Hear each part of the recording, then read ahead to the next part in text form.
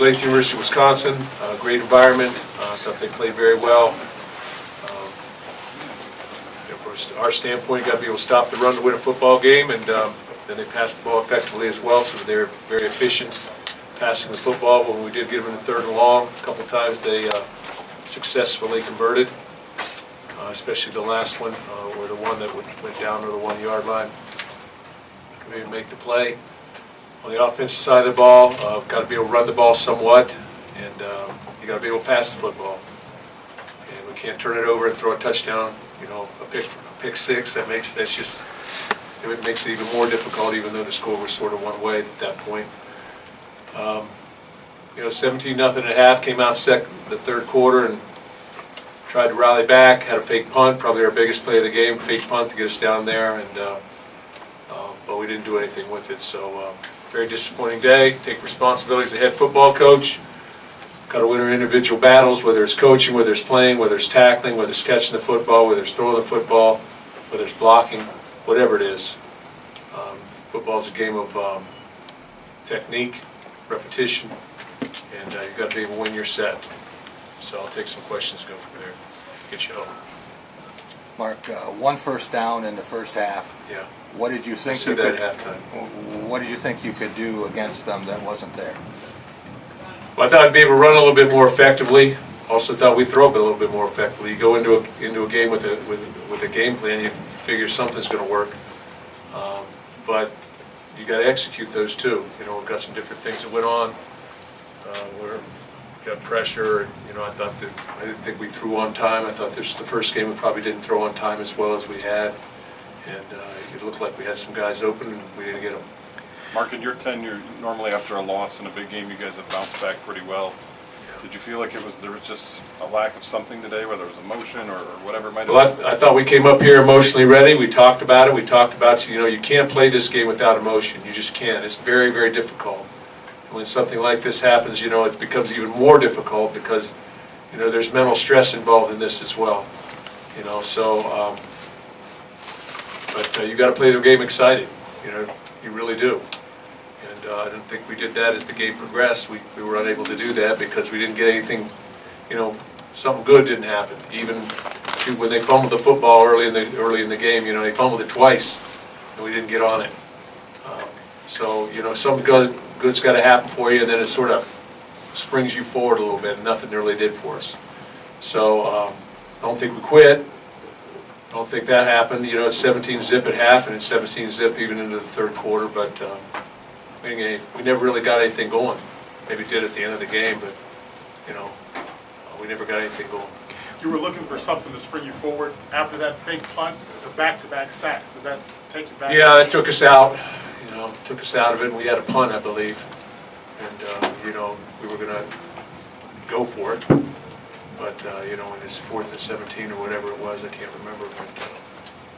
But yeah, and I thought we had a guy claim maybe. I don't know. You got to watch the film to see. Quarterback's got people coming at him and things of that nature. But got to make a play. We got to make a play. Mark, you've played 3 top 25 teams this year, lost to all 3, only scored 17 points. 7 games in, was it a mistake to not bring in new offensive staff? And if not so, how do you fix it? Well, I don't think we ask those questions right now. We're 6, 7 games into the schedule. I think that's sort of a dumbass question, to be quite honest with you. Coach, so you've seen Ohio State and Wisconsin's defense. What does Wisconsin do that made them so effective? I'm sorry? Well, what did Wisconsin's defense do that made them so effective? Well, it's what they've been doing all year. It's their 4th shutout. They do a good job in terms of giving you different looks as far as pressure, things of that nature. And they got good players coming off the edge and the speed coming off the edge. They overload you with some different type of blitzes, which a little bit schematically. They get on you. They get on you, play a lot of cover 1 coverage, man coverage with middle field safety, and do some combination things in the boundary. But they've been playing well all year, and you saw the effect of it. Mark, with the way their offense controlled the time of game and the possession. Very frustrating. Is that, having made the changes to go faster and that, do you have to rethink that now? That's how you had previously played. Well, if you look at it and you say, how did we used to play? We used to play like Wisconsin to some degree. But, you know, you need to have the people in the right position. You need to be able to win at the point of attack at tight end and at fullback and things of that nature. And, you know, we've made the decision to switch to this type of tempo and this type of offense right now. And, you know, that's been sort of evolving over the last couple of years, I would say. You know, you can't turn back the clock to 2008, 2007. But, you know, you're sort of, I can't sit there and say rethink. You got to look at it and critique it and everything like that when you watch the film. Mark, you said last week. You got opportunities to make some plays. I'm sorry. You got opportunities to make plays. You got to execute. Going into last week, you said there's a chance to measure up, and you had 2 weeks against. You had 2 top weeks against top opponents. 10 teams. What does that kind of tell you where? We're not there yet. That's what it tells me. We're not there. We should be. We've got some very good players, but we're not there. Not in the last 2 weeks. So we've got to recollect things. We've got a bye week. We've got to recollect ourselves and push forward. That's the only way I know how to do it. Mark, you referenced the mental part earlier. What do you do to keep the team motivated right now going into next week? I think everybody who's ever played the game of football have been in a situation like this at one point or another, and you know they've collected themselves and took a step back, evaluated the situation, and took a step forward. What do you think is the biggest thing that's keeping you from that level? From which level? Ohio State. Ohio State. There's a lot of things you can look at. You can look at all kinds of things. You can make a list probably.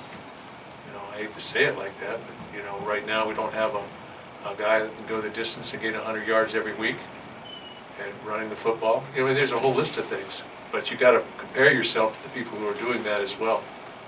You know, I mean, in that particular game, you got to say, okay, line up and say, how do we play against Ohio State? How we, you know, didn't run the ball as effectively as we wanted to, things of that nature. So I think there's a lot of things you got to look at, but you got to call it the way you see it too, right? You can't sit there and say, well, we were almost there, we weren't. And Wisconsin, to Wisconsin's credit and to Ohio State's credit, they have very good football teams. Mark, They have marquee players at a couple positions.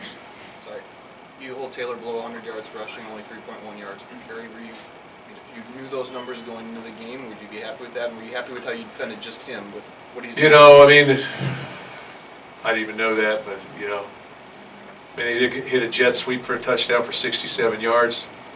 I mean, you got to tackle on the perimeter a little bit. You know, he had a touchdown, you know, down to the 1 yard line or so. So I can't say that. I know that I think that coming into the football game, if we were going to win, we had to be able to stop him. But I thought there was some surges, and I thought he ran. You know, he might only got those yards, but I thought he ran effectively. You know, he surged forward. He got the tough yards. They were long drives with long possessions. I mean, the first quarter was 2 3 and outs with us, and they had what the rest of the time on the entire clock. So they had 18 plays at halftime. It's tough to win a game with 18 plays at halftime. Part of that was them on offense. A large part was them on offense, controlling the ball, and then again it was us on offense not being able to effectively get first downs, which was obvious. Mark, were there any positives that you could take from this, and is this a good time for a bye week? It's a good time for a bye week. That's a positive. I would say that you know, I didn't think we quit. I think we lacked emotion, which again is hard to continue playing when those things are happening like that. But gotta play more. You know, I guess what do you want to say? We faked a punt. There's a positive. How do you use the I thought we got emotion too. I thought we got a little sense of, okay, we make a, you know, score at that point in time, make it 17-7. You know, we're gonna play more emotional. I don't know that guarantees us winning the football game, but we could play more emotional. How do you use this bye week, and are pretty much all jobs, even for the veterans, up for grabs at this point going into the Penn State game? I'm not going to say that. You know, I'm not going to say our football players' jobs are up for grabs. I'm just going to say we're going to play the best players, and we're going to work at it, and we've always tried to do that. But this is collectively a group of people that didn't succeed. Coaches, players, and I'm not going to stay there and blame players. I'm not going to do that. Mark, at this point in the season, with what you're playing two back-to-back top 10 teams like that on the road? Is it harder? You were happy with some of the flurries last week, I thought. Was it Yeah, harder we to were get in the a game spark? more last week than this today. Harder to get a spark when it's back-to-back 8 quarters like that against that type of competition. Well, you want to be a champion, everybody wants to be a champion. Every year, everybody strives to be a champion, and